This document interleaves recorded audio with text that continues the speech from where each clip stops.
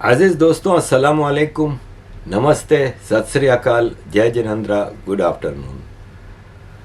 अजीज़ दोस्तों, पाकिस्तान की आईएसआई विदेश में अपने शिकार करती रहती है और इंटरनेशनल इकोसिस्टम कभी उस पर आवाज़ नहीं उठाता।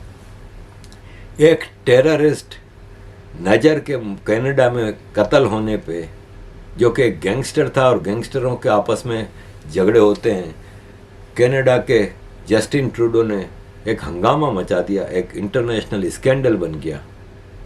जबकि पाकिस्तान ने अपने सिविलियंस को, एक जर्नलिस्ट स्वीडन में मारा जाता है, बलोच साजिद हुसैन, एक ह्यूमन राइट्स एक्टिविस्ट करीमा बलोच कनाडा में कत्ल होती हैं।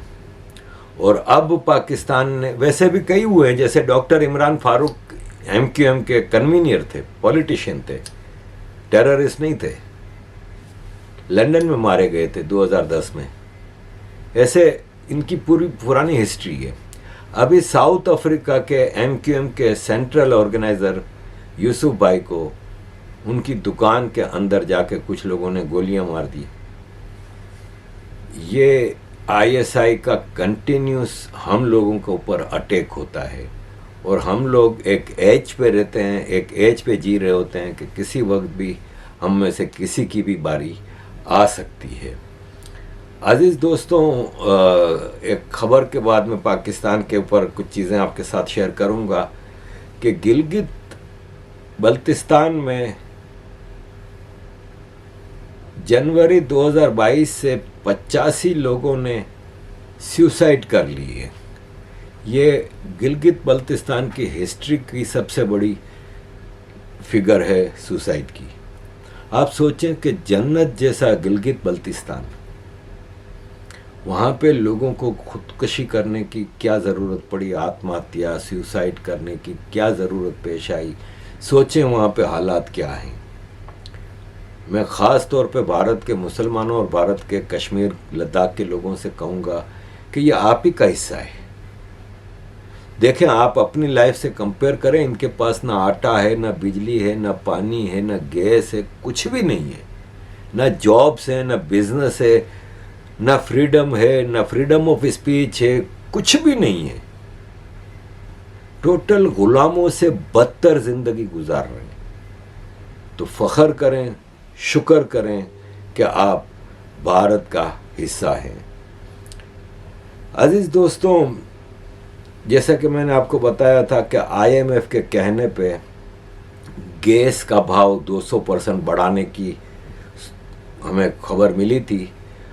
193% गैस का भाव बढ़ा दिया, यानी 100 रुपये की जो गैस थी वो 293 रुपये की हो गई, 3 गुना।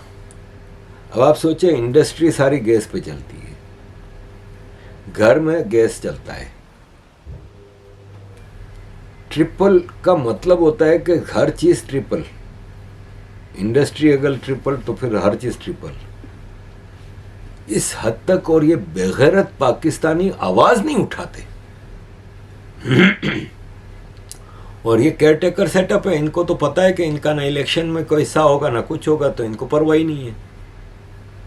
अब ये केयरटेकर जा रहा है IMF से मिलने के लिए 2 नवंबर को, क्योंकि $710 मिलियन की दूसरी किस्त, वो पिछला जो एग्रीमेंट हुआ था उसमें से $710 मिलियन की अब किस्त नवंबर में मिलनी थी। तो वो भीख मांगने के लिए जा रहे हैं और इसलिए ये काम किया कि उनको दिखा सकें कि देखो हम अपने जनता का खूब अत्याचार कर रहे हैं, जैसे कि आपने कहा है, और आप फिक्र ही नहीं करें। तो $710 मिलियन की एक और भीख की टोकरा मिल जाएगा इनको। अजीज दोस्तों, 92% पाकिस्तान में जो दूध बेचा जाता है ना, वो इंसानों के इस्तेमाल के लिए अनफिट है। आप बताएं किस किस्म का देश बन गया ये पाकिस्तान। और ये मुसलमान कहते हैं अपने आप को, और फिर फ़ख्र से कहते हैं कि हम बेस्ट ह्यूमन बींग्स हैं, कि इस्लाम जो मुसलमान है उससे अच्छा इंसान हो नहीं सकता। इनके दूध की हालत ये है कि क्या क्या इसमें मिलाते हैं आप अंदाज़ा नहीं कर सकते। और ये सिर्फ दूध का नहीं है, लकड़ी का जो बुरादा होता है ना, उसको काला कलर करके चाय की पत्ती, रेती होती है ना, उसको लाल कलर करके मिर्ची में, हर चीज़ में। और ये अपने आप को कहते हैं कि हम मुसलमान हैं, इस्लाम हमें हर अच्छी अच्छी चीज़ सिखाता है। इनके अंदर कोई एक अच्छी चीज़ नहीं है। ये है पाकिस्तान का लेटेस्ट हाल। अजीज दोस्तों, पाकिस्तान में इलेक्शन हो रहा है। अगर इमरान खान का साइफर केस का फैसला होता है, इसको 14-15 साल की सज़ा लग जाती है, तो फिर ज़ाहिर -PTI इलेक्शन होगा। और ये पाकिस्तान की हिस्ट्री का पहला इलेक्शन होगा जिसकी अभी तक डेट किसी को नहीं पता, लेकिन रिजल्ट सबको पता है। किसी को अभी तक ये नहीं पता कि कब होंगे इलेक्शन, लेकिन ये पता है कि जब भी होंगे Nawaz Sharif next prime minister होगा। आप यकीन माने कि मैनकाइंड हिस्ट्री में कभी आपने नहीं सुना होगा कि जेल में जो सज़ा काटने वाला मुजरिम है, इसको IG सैल्यूट मार रहा है।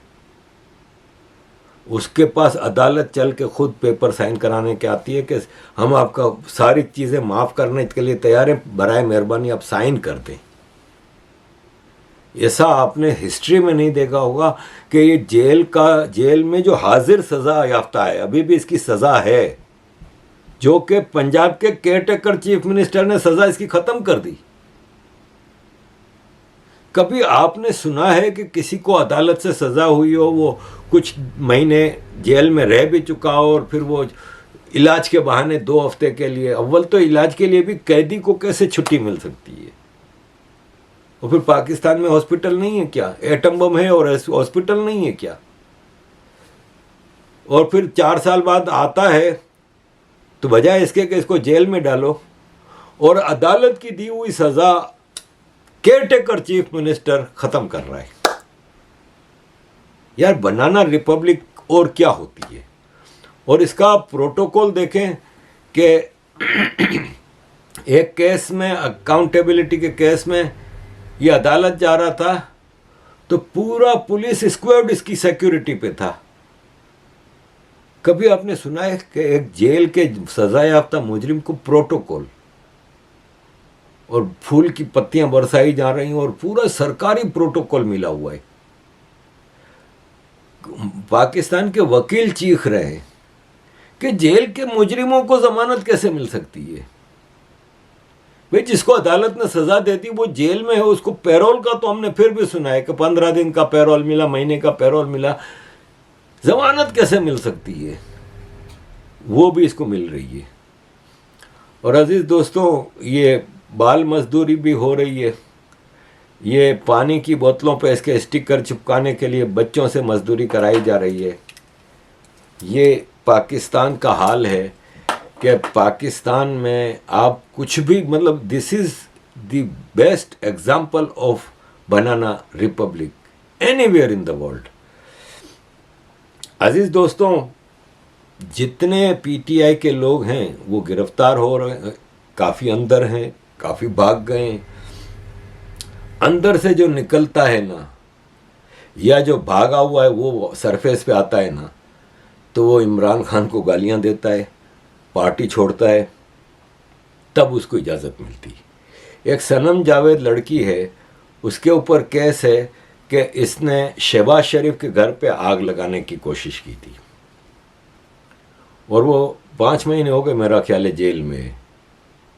ना उसकी ज़मानत होती है, ज़मानत होती है तो बाहर निकलती है, पुलिस खड़ी होती है, इसको गिरफ्तार कर लेती है। जैसे ही जेल से बाहर निकलती है, अगले केस में गिरफ्तार कर लेती है। सनम जावेद के साथ एक और थी, अंदलीब अब्बास, PTI की member of parliament. Andleeb Abbas, आपने वो लड़की है ना ज़ैनब अब्बास, क्रिकेट की कमेंट्री करती है, जो इंडिया आई थी और फिर भागी फौरन के, इसके ऊपर केस बना था कि इसने हिंदुओं के खिलाफ ट्वीट की थी। वो ज़ैनब अब्बास की माँ है, ये अंदलीब अब्बास। ये उसी गाड़ी में थी जिसमें सनम जावेद थी और शहबाज शरीफ के घर पे आग लगाने का जो केस बनाए, उसी गाड़ी में ये अंधलिप भी थी। ये आई, सरफेस पे गायब थी, सरफेस पे आई और इस्तेहकाम में पाकिस्तान पार्टी ज्वाइन कर ली। 5 फीमेल मेंबर्स ऑफ पार्लियामेंट जो थी ना पीपल्स पार्टी की, 3 सॉरी, अंदलीब अब्बास, सादिया सुहेल और सुमेरा अहमद, वो जहांगीर तरीन से मिलने गईं और इस्तेहकाम पाकिस्तान पार्टी ज्वाइन कर ली, जिसको फवाद चौधरी ने भी ज्वाइन की है। और जितने पीटीआई छोड़ रहे हैं अभी, फयाज कौन था, फरूक हबीब, उस्मान कादिर, जितने पीटीआई छोड़ रहे हैं ना, वो इस्तेहकाम पाकिस्तान पार्टी ज्वाइन कर रहे हैं।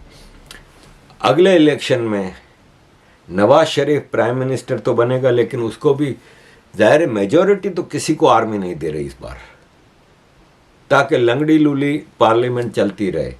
वो 5-6 पार्टियां मिलकर हुकूमत बनाएंगी, जिसमें ये इस्तेहकाम पाकिस्तान पार्टी होगी, जिसमें परवेज़ खटक ने, जो चीफ मिनिस्टर केपीके था इमरान खान का, फिर बाद में डिफेंस मिनिस्टर बना, उसने केपीके में अपनी पार्टी बना ली है, तो वो होगी। मौलाना फजलुर रहमान होगा। इस बार पीपल्स पार्टी शायद इनके साथ ना हो, और ये इस्तेहकाम पाकिस्तान पार्टी होगी, MQM होगी, और इस तरह, और ज़रूरत पड़ी तो पीपल्स पार्टी भी। ये सब इस वक्त आर्मी के बूट चाटने में लगे हुए हैं, तो इसलिए इनमें से ये सब मिलजुल के आगे चीज़ों को बढ़ाएंगे। नवाज शरीफ ने ऐलान किया है कि मैं PDM पार्टीज़ के लीडर से वापस मिलूंगा और हम अपने दरमियान जो दूरी पैदा हो गई है हमारे दरमियान, उसको ख़त्म करेंगे, तो मैं उनसे मिलने जाऊंगा। तो अब वो जरदारी से, और लेकिन जरदारी और बिलावल भुट्टो को बहुत बुरा लगा है कि हमने इतने बूट चाटे, आर्मी ने नवाज शरीफ को पूरा हिसाब किताब दे दिया। और पीपल्स पार्टी का सिंध में सिर्फ रिगिंग के ज़रिए ये इलेक्शन जीत जाते हैं, वरना इनका पाकिस्तान में कहीं कुछ भी नहीं है। ये KPK बलूचिस्तान और पंजाब में तो कुछ भी नहीं कर सकते, सिंध को ये स्वीप कर जाएंगे। और आर्मी भी यही करेगी कि सिंध इनके पास रहे, पंजाब नवाज शरीफ के पास रहे, इस्तेहकाम पार्टी पार्टनर रहे, KPK में फजलुर रहमान और परवेज़ खटक मिल के चलाएँ, और बलूचिस्तान में तो आर्मी के मेंबर ही जीतते हैं, तो बाप पार्टी जिंदाबाद। तो इस तरह एक टूटी फूटी गवर्नमेंट बनेगी और पाकिस्तान का सत्यानाश होगा। ये नवाज शरीफ से मिलने के लिए खातून आई हैं, इन्होंने बड़ी एक गलत हरकत पब्लिकली कर दी, और ये चीज़ें आम हैं पाकिस्तान में। एक और छोटी खबर शेयर करूंगा कि हमारे जो 1 किलो आधा किलो पाव छटांग एटम बम वाले Sheikh Rashid, ex home minister, दंदनाते फिरते थे पूरे पाकिस्तान में, उनको हार्ट अटैक हुआ है और हॉस्पिटल में लेट गए। और चूंकि उन्होंने भी आके इंटरव्यू दे दिया, जो इंटरव्यू दे देता है पब्लिक में आके इमरान खान को गालियां दे देता है, PTI से ताल्लुक़ ख़त्म, तो उनके सारे गुनाह माफ़ हो जाते हैं। वो सनम जावेद बेचारी अभी तक अंदर है, और उसने कल अपने घर वालों को ये मैसेज भेजा है कि मेरा लीडर इमरान खान था, इमरान खान है और इमरान खान रहेगा। मुझे ज़िंदगी भर जेल में रहना पड़ा तो मैं रहने को तैयार हूँ, लेकिन मैं अपना लीडर नहीं बदलूँगी। तो जो लोग, जैसे शाह महमूद कुरैशी भी अभी तक अंदर फंसा हुआ है, और कल शाह महमूद कुरैशी की बेटी मिलने गई थी उससे, तो शाह महमूद कुरैशी ने उसको कहा है कि मुझे बड़ा दुख होता है कि मैंने 40 साल पाकिस्तान की एडवोकेसी की, यानी दलाली की, और मैं हमेशा पाकिस्तान की आर्मी के नैरेटिव को आगे लेके चलता रहा। आज मुझे भी गद्दार बना दिया है। तो इस मुल्क में आर्मी के आप कितने भी बड़े चमचे हो ना, आपको मिनटों में गद्दार बना देती है, और आपके लिए ज़्यादा फिर यहाँ पे सियासत करना मुमकिन नहीं है। तो पाकिस्तान का अजीज़ दोस्तों ये हाल है। बलूचिस्तान के हवाले से मुजम्मिल भाई ने कुछ बातें बताई हैं, तो मैं वो आपके सामने एक 5 मिनट की वीडियो शेयर करता हूँ, 4.5 मिनट की, तो वो आप देखिए। और अजीज़ दोस्तों, thank you very much for your all support, kindly keep supporting, thank you. क्योंकि बलोच जो है वो किसी के अंडर नहीं रहता, उसका मिजाज ही नहीं है।